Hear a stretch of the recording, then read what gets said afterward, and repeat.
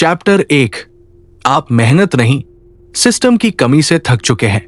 अगर आप ईमानदारी से अपने भीतर झांक कर देखें तो आप ये पाएंगे कि आपकी थकान आपके शरीर में नहीं बल्कि आपके मन में जमा हो चुकी है। ये थकान काम की नहीं है, ये थकान बार बार कोशिश करने और बार बार वही नतीजा देखने की है। आप दिन भर कुछ न कुछ करते रहते हैं, जिम्मेदारियां निभाते हैं, फैसले लेते हैं, लेकिन दिन के अंत में आपको यह महसूस होता है कि जिंदगी जैसे वही खड़ी है जहां कल थी। और यही एहसास आपको अंदर से खोखला करता है, क्योंकि जब एफर्ट और रिजल्ट के बीच का रिश्ता टूट जाता है तो इंसान धीरे धीरे खुद को दोष देना शुरू कर देता है। जबकि सच्चाई यह है कि आप मेहनत से नहीं बल्कि बिना सिस्टम के मेहनत करने से थक चुके हैं। जरा कल्पना कीजिए कि कोई इंसान रोज जिम जाने का फैसला करता है, लेकिन जिम का रास्ता हर दिन बदल जाता है। कभी इक्विपमेंट मिलता है, कभी नहीं। कभी टाइमिंग क्लियर होती है, कभी नहीं। कभी माहौल सपोर्टिव होता है, कभी डिस्ट्रैक्टिव। तो क्या वो इंसान लंबे समय तक कंसिस्टेंट रह पाएगा? नहीं, क्योंकि समस्या उसकी इच्छा में नहीं बल्कि स्ट्रक्चर की कमी में है। आपकी जिंदगी भी कुछ इसी तरह चल रही है। आप हर दिन दिमाग से तय कर रहे हैं कि क्या करना है, कब करना है और कैसे करना है। और जब दिमाग थक जाता है तो वो आसान रास्ता चुन लेता है। सिस्टम का मतलब ये नहीं है कि आपकी जिंदगी रोबोटिक हो जाए। सिस्टम का मतलब है कि आपको हर बार सही फैसला लेने के लिए खुद से लड़ना न पड़े। जब सिस्टम होता है तो सही डिसीजन डिफॉल्ट बन जाता है और गलत डिसीजन एक्स्ट्रा एफर्ट मांगता है। लेकिन इस समय आपकी जिंदगी में उल्टा हो रहा है। गलत चॉइसेस आसान है और सही चॉइसेस थका देने वाली। इसलिए आपको खुद को मोटिवेट करना पड़ता है, खुद को पुश करना पड़ता है, और यही लगातार पुश आपको अंदर से खाली कर रही है। सिस्टम आपको इस लड़ाई से आजाद करता है। सिस्टम आपको फ्लो में डालता है। सिस्टम के साथ आप वीक दिनों में भी आगे बढ़ते हैं और सिस्टम के बिना स्ट्रॉन्ग दिन भी बर्बाद हो जाते हैं। और इस चैप्टर का सबसे बड़ा सच यही है कि आपकी फेलियर आपकी कैपेबिलिटी का सबूत नहीं है, वो आपके सिस्टम की डिजाइन का रिजल्ट है। और अच्छी खबर यह है कि कैपेबिलिटी बदलना मुश्किल होता है, लेकिन सिस्टम रीडिजाइन करना एक सीखी जा सकने वाली स्किल है।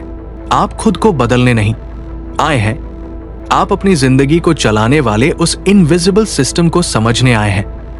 क्योंकि जब सिस्टम बदलता है तो जिंदगी अपने आप बदलने लगती है। चैप्टर 2। आपने ये जरूर महसूस किया होगा कि जब आती है तो सब कुछ आसान लगने लगता है। आप बड़े बड़े वादे कर लेते हैं, भविष्य साफ दिखने लगता है और आपको लगता है कि अब तो कुछ भी मुश्किल नहीं है। लेकिन वही मोटिवेशन कुछ समय बाद बिना बताए चली जाती है, और जब वो जाती है तो आपके साथ आपका प्लान, आपकी कंसिस्टेंसी और आपका कॉन्फिडेंस भी ले जाती है। और तब आप खुद से कहते हैं कि शायद मुझ में ही कमी है। जबकि सच्चाई यह है कि मोटिवेशन कभी स्थायी थी नहीं। मोटिवेशन एक इमोशन है, और इमोशंस का स्वभाव है आना और जाना। वे मौसम की तरह बदलते हैं। आप उनसे ये उम्मीद नहीं कर सकते कि वे हर दिन एक जैसे रहेंगे। लेकिन जब आप अपनी जिंदगी को मोटिवेशन के सहारे चलाने की कोशिश करते हैं तो आप अनजाने में अपनी प्रोग्रेस को किसी अनस्टेबल चीज के हाथों में सौंप देते हैं। यही वजह है कि मोटिवेशन आपको शुरुआत तो करवा देती है लेकिन मंजिल तक नहीं पहुंचाती। क्योंकि मोटिवेशन का काम है स्पार्क देना, फ्यूल बनना उसका काम नहीं है। और जब स्पार्क खत्म हो जाता है तो इंजन वही रुक जाता है। आप कई बार ये सोचते हैं कि बस एक बार स्ट्रॉन्ग मोटिवेशन मिल जाए तो सब बदल जाएगा। लेकिन जरा ध्यान से देखिए, मोटिवेशन आपको कितनी बार मिली है और फिर भी आपकी जिंदगी क्यों नहीं बदली। इसका मतलब ये नहीं कि मोटिवेशन बेकार है। इसका मतलब यह है कि मोटिवेशन को सिस्टम के बिना इस्तेमाल करना वैसा ही है जैसे बारिश के भरोसे खेती करना। कभी फसल होगी, कभी नहीं। सिस्टम वो इरिगेशन है जो बारिश हो या न हो पानी देना जारी रखता है। जब आपके पास सिस्टम होता है तो मोटिवेशन बोनस बन जाती है, रिक्वायरमेंट नहीं। आप मोटिवेटेड हो या ना हो, आपका सिस्टम आपको मिनिमम रिक्वायर्ड एक्शन तक ले जाता है, और वही मिनिमम एक्शन लॉन्ग टर्म में एक्स्ट्राऑर्डिनरी रिजल्ट बना देता है। मोटिवेशन आपको यह भरोसा दिलाती है कि आप सब कुछ आज ही बदल सकते हैं। सिस्टम आपको यह सिखाता है कि आपको आज बस क्या करना है। मोटिवेशन फ्यूचर में जीती है, सिस्टम प्रेजेंट में काम करता है और जिंदगी प्रेजेंट में लिए गए छोटे छोटे एक्शन से बदलती है। इसलिए जब अगली बार मोटिवेशन कम लगे तो खुद को दोष मत दीजिए। खुद से ये सवाल कीजिए कि क्या मेरे पास ऐसा सिस्टम है जो मुझे मोटिवेशन के बिना भी आगे बढ़ा सके। क्योंकि जिस दिन आपने मोटिवेशन को ड्राइवर की जगह गेस्ट बना दिया, उस दिन आपकी जिंदगी कंट्रोल में आना शुरू हो जाएगी। चैप्टर 3, गोल नहीं, सिस्टम आपकी पहचान बनाता है। आपने अपनी जिंदगी में कई गोल्स बनाए होंगे, कुछ छोटे, कुछ बड़े, कुछ पूरे हुए, ज्यादातर अधूरे रह गए। और हर बार जब कोई गोल पूरा नहीं हुआ तो आपने या तो हालात को दोष दिया या खुद को। लेकिन शायद आपने कभी ये नहीं सोचा कि गोल्स का असली काम आपको बदलना नहीं होता। गोल्स सिर्फ आपको एक दिशा दिखाते हैं। और जब आप किसी गोल के पीछे भागते हैं तो आप अनजाने में ये मान लेते हैं कि गोल पूरा होते ही आप बदल जाएंगे, कि उस दिन आप ज्यादा कॉन्फिडेंट होंगे, ज्यादा डिसिप्लिन होंगे, ज्यादा खुश होंगे। लेकिन सच ये है कि गोल पूरा होने से ज्यादा फर्क इस बात से पड़ता है कि उस गोल तक पहुंचने की प्रक्रिया में आप रोज क्या बन रहे थे। क्योंकि गोल एक दिन में आता है और एक दिन में चला जाता है, लेकिन सिस्टम हर दिन आपके साथ रहता है। गोल आपको ये नहीं सिखाता कि आप रोज कैसे जिए, सिस्टम सिखाता है। गोल आपको रिजल्ट देता है, सिस्टम आपको आइडेंटिटी देता है। और आइडेंटिटी वह चीज है जो लॉन्ग टर्म में आपके डिसीजंस तय करती है। आप सुबह उठकर जो भी करते हैं वो इस वजह से नहीं करते कि आपका गोल क्या है, बल्कि इस वजह से करते हैं कि आप खुद को अंदर से कौन मानते हैं। अगर आप खुद को इनकंसिस्टेंट मानते हैं तो आप थोड़ी सी रुकावट पर रुक जाते हैं।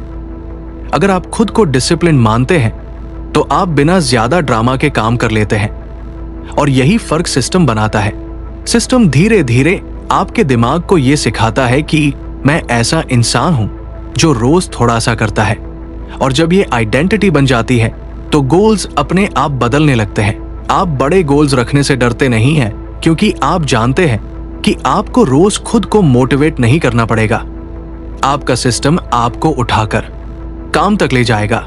गोल्स आपको प्रेशर देते हैं कि जल्दी बदलिए, सिस्टम आपको परमिशन देता है कि धीरे धीरे बदलिए, लेकिन रुकिए मत। और जब आप ये समझ लेते हैं कि आपकी असली जीत गोल अचीव करना नहीं बल्कि रोज अपने सिस्टम को फॉलो करना है, तब फेलियर का डर कम हो जाता है। क्योंकि अब आप किसी एक दिन के रिजल्ट से जज नहीं कर रहे होते, आप प्रोसेस से जुड़े होते हैं।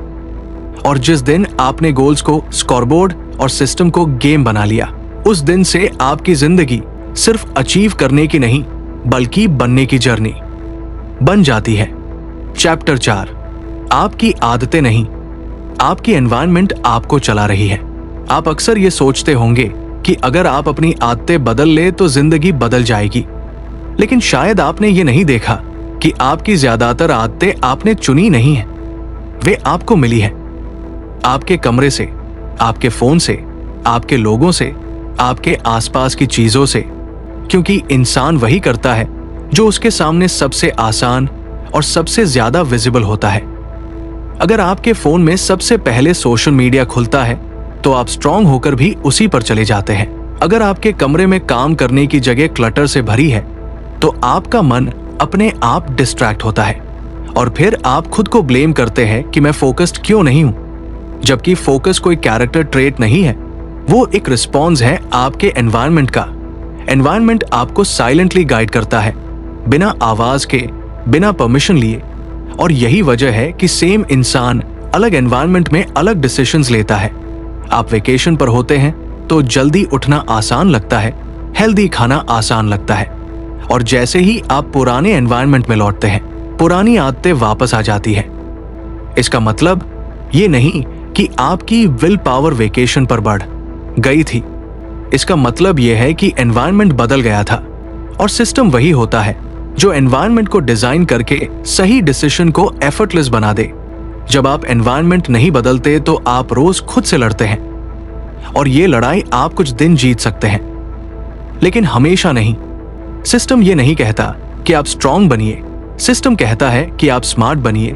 डिस्ट्रैक्शंस को दूर रखिए, कि उसको सही जगह पर रखिए और फिर देखें कि कैसे हैबिट्स अपने आप बदलने लगती है।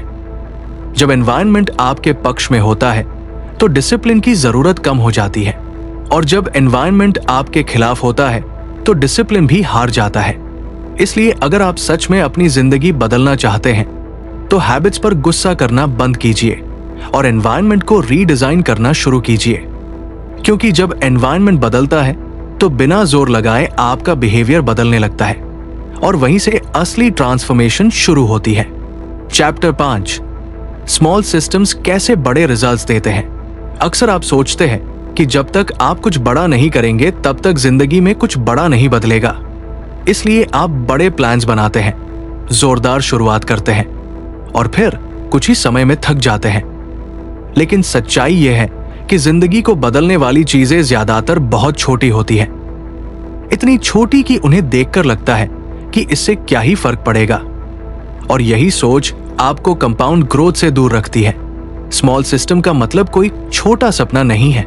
स्मॉल सिस्टम का मतलब है ऐसा एक्शन जो इतना आसान हो कि आप उसे खराब दिन में भी कर सकें, क्योंकि कंसिस्टेंसी का असली दुश्मन मुश्किल काम नहीं बल्कि भारी एक्सपेक्टेशन होती है। जब आप अपने सिस्टम को बहुत बड़ा बना देते हैं तो आप हर दिन खुद से एक बड़ी एनर्जी मांगते हैं, और एनर्जी हर दिन बराबर नहीं होती। लेकिन जब आपका सिस्टम छोटा होता है तो वो आपकी लो एनर्जी डेज में भी चलता रहता है, और यही छोटे एक्शंस रोज जुड़ते जुड़ते एक दिन ऐसा रिजल्ट बनाते हैं जो आपको खुद भी चौंका देता है। जैसे रोज थोड़ा सा पानी टपकता रहे तो पत्थर भी घिस जाता है, वैसे ही रोज का छोटा एफर्ट आपकी पहचान को धीरे धीरे रीशेप करता है। आप सोचते हैं कि आज का एक्शन इनसिग्निफिकेंट है, लेकिन सिस्टम आज नहीं देखता, सिस्टम अक्यूमुलेशन देखता है, और अक्यूमुलेशन कभी भी एक दिन में नहीं दिखता। इसलिए ज्यादातर लोग बीच में ही रुक जाते हैं, क्योंकि उन्हें प्रोग्रेस जानते हैं कि असली काम विजिबल नहीं होता, वो क्वाइटली चल रहा होता है।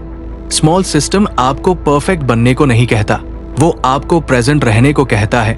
बस आज अपना छोटा सा हिस्सा निभाइए, क्योंकि जब आप रोज अपने सिस्टम को निभाते हैं तो मोटिवेशन अपने आप आने लगती है, कॉन्फिडेंस अपने आप बनता है, और एक दिन आप पीछे मुड़कर देखते हैं तो आपको एहसास होता है कि आपने कोई ड्रामेटिक कदम नहीं उठाया था, फिर भी आपकी जिंदगी पहले जैसी नहीं रही। और यही स्मॉल सिस्टम्स की असली ताकत है, वे जिंदगी को बदलते हैं बिना आपको तोड़े। चैप्टर 6, डिसिप्लिन नहीं, डिजाइन जरूरी है। आपने शायद कई बार यह सोचा होगा कि अगर आप और डिसिप्लिन होते तो जिंदगी अलग होती, कि अगर आप रोज अपने आप को कंट्रोल कर पाते तो सब ठीक हो जाता। लेकिन डिसिप्लिन को जरूरत से ज्यादा क्रेडिट दे दिया गया है, क्योंकि डिसिप्लिन रेयर होता है और टेम्पररी भी। आप उसे कुछ दिनों तक खींच सकते हैं, लेकिन हमेशा नहीं। और जब जिंदगी प्रेशर डालती है तो डिसिप्लिन सबसे पहले टूटता है।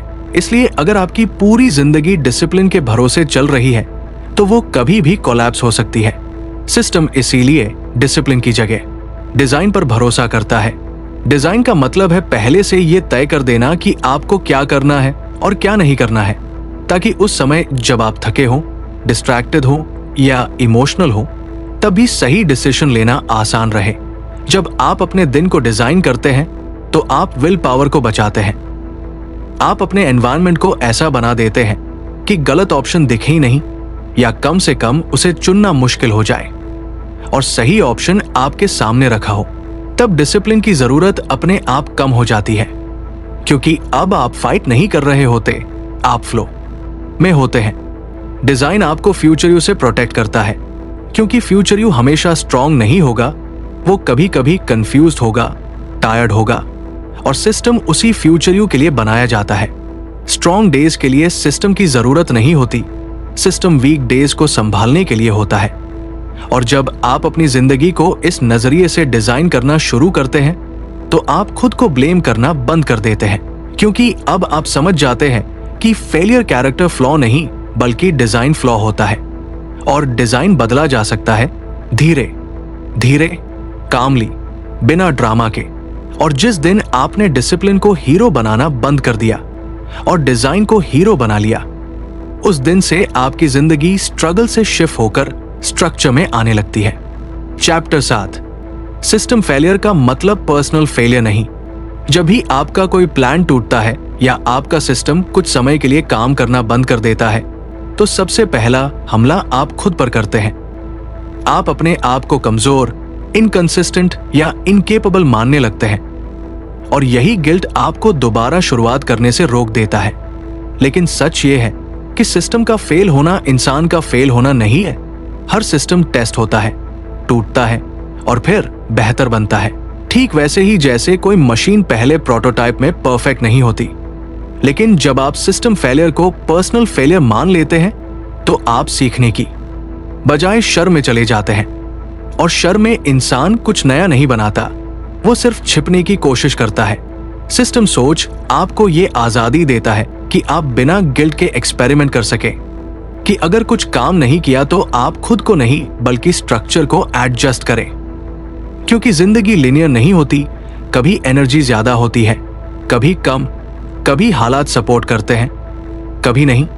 और सिस्टम का काम ये नहीं है कि वो हर हालात में परफेक्ट चले। सिस्टम का काम है आपको वापस ट्रैक पर लाना, बिना जजमेंट के, बिना ड्रामा के।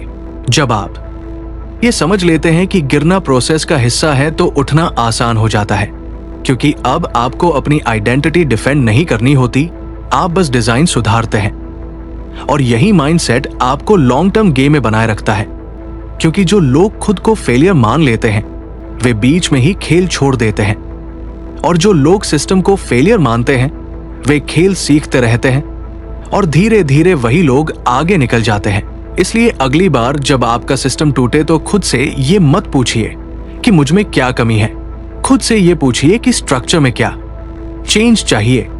क्योंकि सवाल बदलते ही जिंदगी बदलने लगती है।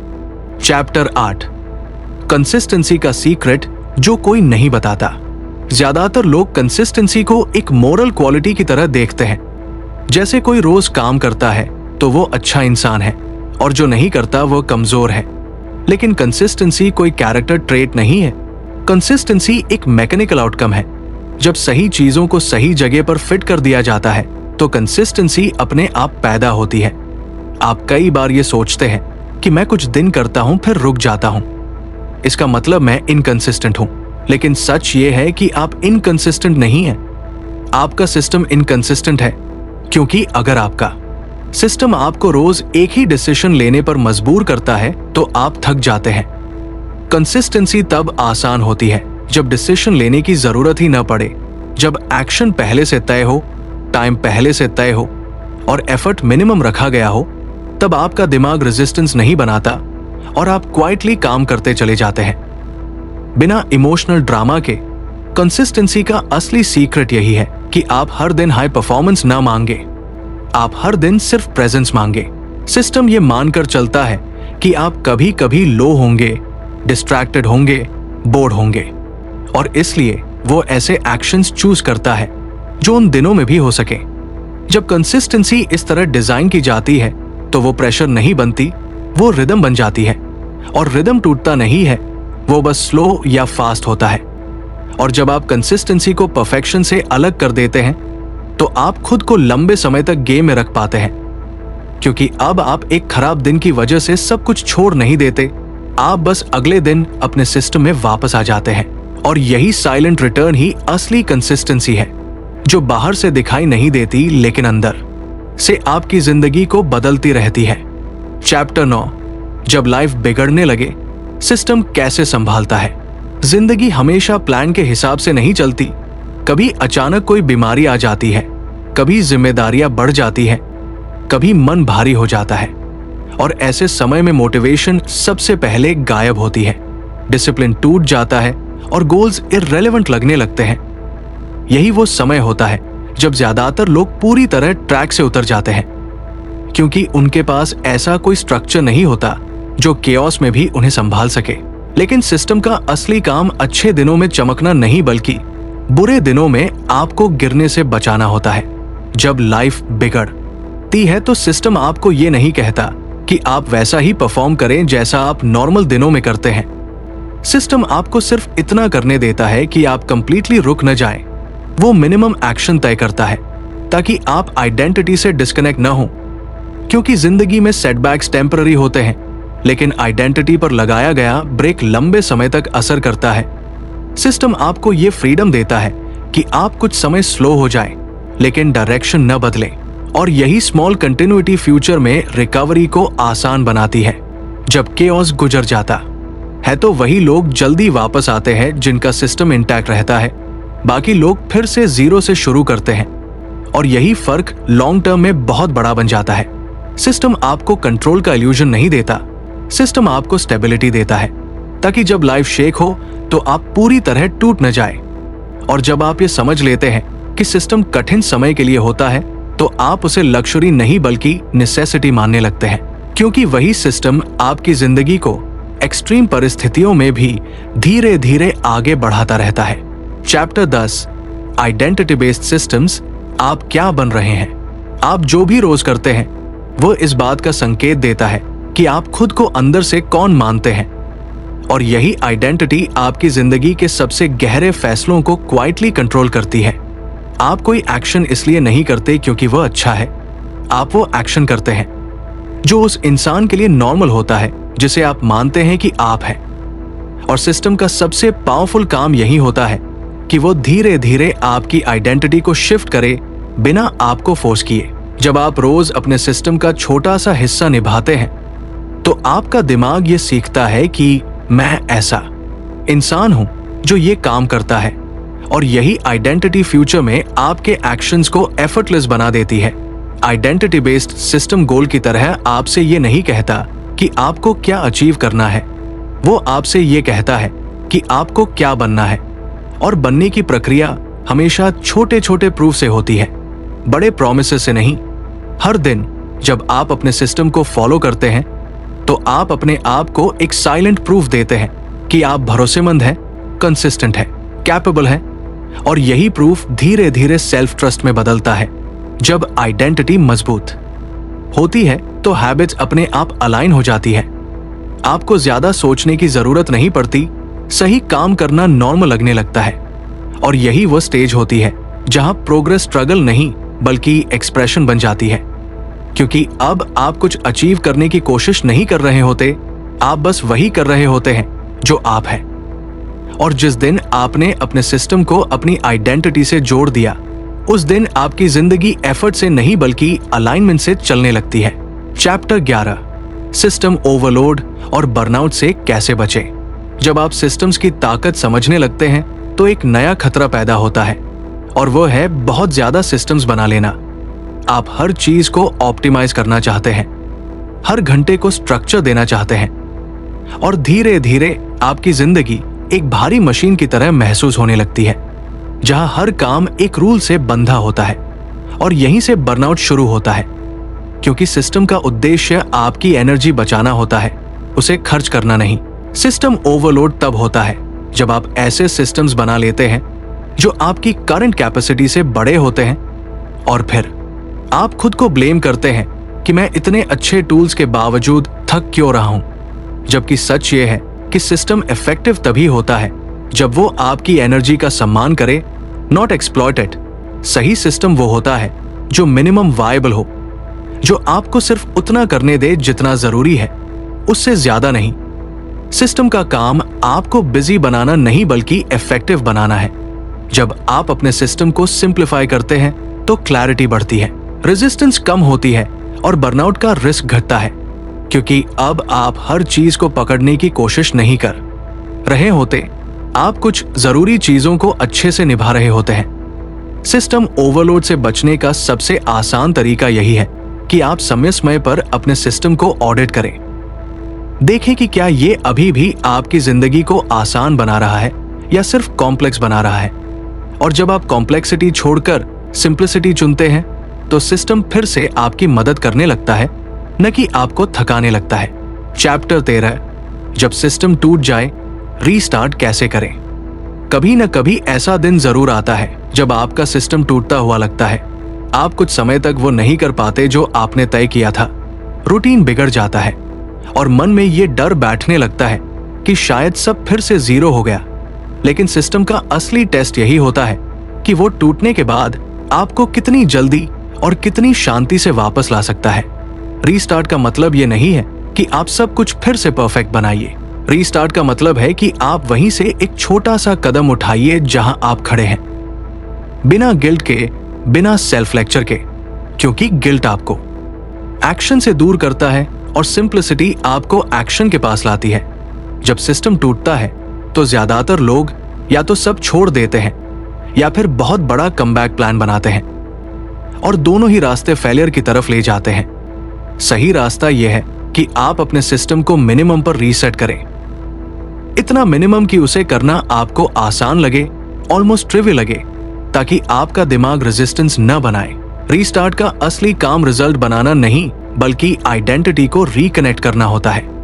जैसे ही आप एक छोटा एक्शन करते हैं, आपका दिमाग ये मान लेता है कि मैं वापस आ गया हूं, और यही फीलिंग आगे के एक्शंस को आसान बनाती है। सिस्टम आपको यह सिखाता है कि गिरना प्रोसेस का हिस्सा है, लेकिन वही पड़े रहना चॉइस है, और चॉइस हमेशा आपके हाथ में होती है। जब आप रीस्टार्ट को जेंटल बनाते हैं तो आप खुद के दोस्त बनते हैं, जज नहीं, और दोस्ती के माहौल में प्रोग्रेस हमेशा तेज होती है। इसलिए जब अगली बार आपका सिस्टम टूटे तो पैनिक मत कीजिए, बस उसे धीरे से उठाइए, धूल झाड़िए और एक छोटा सा कदम आगे रख दीजिए। यही रीस्टार्ट है, यही स्ट्रेंथ है। चैप्टर 14, आपकी जिंदगी का अपना सिस्टम ब्लूप्रिंट। अब तक आपने ये समझ लिया होगा कि सिस्टम्स कोई थ्योरेटिकल आइडिया नहीं है, वे आपकी रोज की जिंदगी में जी जाने वाली चीजें। और अब सवाल ये नहीं है कि सिस्टम काम करता है या नहीं, सवाल ये है कि आप अपनी जिंदगी के लिए कैसा सिस्टम बनाते हैं। ब्लूप्रिंट का मतलब कोई रिजिड शेड्यूल नहीं है। ब्लूप्रिंट का मतलब है एक ऐसा फ्लो जो आपकी एनर्जी, आपकी रियलिटी और आपकी प्रायोरिटीज का सम्मान करे। इस सिस्टम ब्लूप्रिंट की शुरुआत अवेयरनेस से होती है। आप ये देखना शुरू करते हैं कि आपकी जिंदगी में क्या चीज आपको आगे बढ़ा रही है और क्या चीज आपको रोक रही है। फिर आप एक छोटा सा कोर्स सिस्टम चुनते हैं, ऐसा सिस्टम जो आपके लिए सबसे ज्यादा फर्क ला सकता है, और उसे इतना सिंपल रखते हैं कि आप उसे खराब दिनों में भी निभा सकें। अगले 7 से 10 दिन इसी सिंप्लिसिटी को टेस्ट करने के लिए होते हैं। इन दिनों में आप ये फोकस नहीं करते कि रिजल्ट क्या आ रहा है, आप सिर्फ ये देखते हैं कि क्या आप रोज उस सिस्टम पर लौट पा रहे हैं। आप अपने एनवायरनमेंट को थोड़ा सा एडजस्ट करते हैं ताकि सही एक्शन दिखने लगे और गलत एक्शन दूर चला जाए। आप एक्सपेक्टेशन कम रखते हैं और प्रेजेंस बढ़ाते हैं, और जैसे जैसे ये दिन गुजरते हैं आप नोटिस करते हैं कि रेजिस्टेंस कम हो रही है, क्लैरिटी बढ़ रही है और सेल्फ ट्रस्ट वापस आ रहा है। यही ब्लूप्रिंट का असली आउटपुट होता है, क्योंकि जब सेल्फ ट्रस्ट बन जाता है तो मिस्टेक्स भी डराने वाली नहीं लगती। आप जानते हैं कि अगर सिस्टम बिगड़ा तो आप उसे फिर से बना सकते हैं। सबसे कॉमन मिस्टेक यही होती है कि लोग ब्लूप्रिंट को परफेक्शन की तरह ट्रीट करते हैं, जबकि ब्लूप्रिंट लिविंग डॉक्यूमेंट होता है। उसे बदलना, एडजस्ट करना और इवॉल्व करना उसकी स्ट्रेंथ है। रीसेट का रूल भी यही है कि जब लाइफ चेंज हो तो सिस्टम को भी चेंज होने दीजिए, बिना गिल्ट के, बिना सेल्फ अटैक के। और जब आप इस ब्लूप्रिंट के साथ जीना शुरू करते हैं तो जिंदगी कंट्रोल में नहीं बल्कि अलाइनमेंट में आने लगती है। आप रोज खुद से लड़ते नहीं हैं, आप रोज खुद के साथ काम करते हैं। और यही वो स्टेज है जहां सिस्टम्स फिलॉसफी आपकी जिंदगी की फिलॉसफी बन जाती है।